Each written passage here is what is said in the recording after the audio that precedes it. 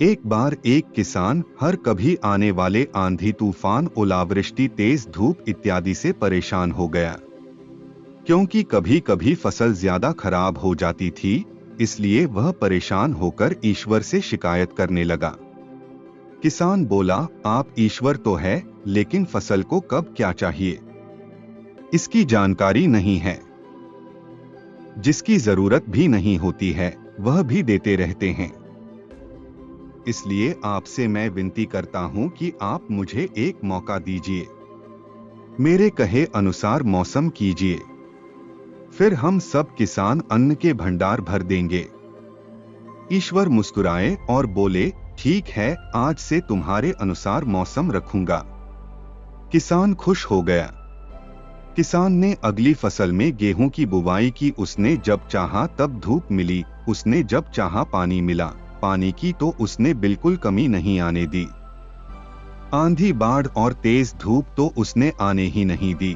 समय बीतने पर फसल बड़ी हुई। किसान भी बहुत खुश हुआ कि इस बार शानदार फसल दिख रही है। किसान ने मन ही मन सोचा कि ईश्वर को अब पता चलेगा कि अच्छी फसल के लिए क्या क्या जरूरी है।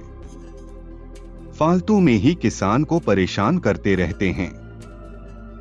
किसान फसल काटने के लिए खेत पहुंचा। गेहूं के पौधे की बालियों को हाथ लगाया तो उसके पैरों तले जमीन खिसक गई। उसने देखा कि किसी भी पौधे की बालियों में एक भी दाना नहीं था। किसान दुखी हो गया और बोला, हे ईश्वर, ऐसा क्यों हुआ? क्योंकि मैंने तो सब कुछ सही किया और सही समय पर किया।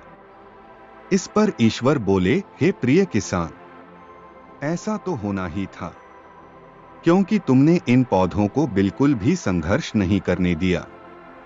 इन्हें ना तो तेज धूप में तपने दिया, ना ही आंधी का सामना करने दिया। इन्हें किसी भी प्रकार की चुनौतियों का सामना नहीं करने दिया। इसलिए बाहर से भले ही अच्छे दिख रहे हो, लेकिन ये अंदर से बिल्कुल खोखले हैं। इनके अंदर कुछ भी दाने नहीं।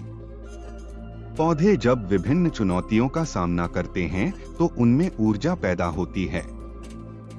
यह ऊर्जा उनके अंदर सही सामर्थ्य पैदा करती, जिनके लिए वह बने हैं। दोस्तों, ठीक इसी प्रकार जब तक इंसान संघर्ष से नहीं गुजरता है, वह आदमी खोखला रह जाता है।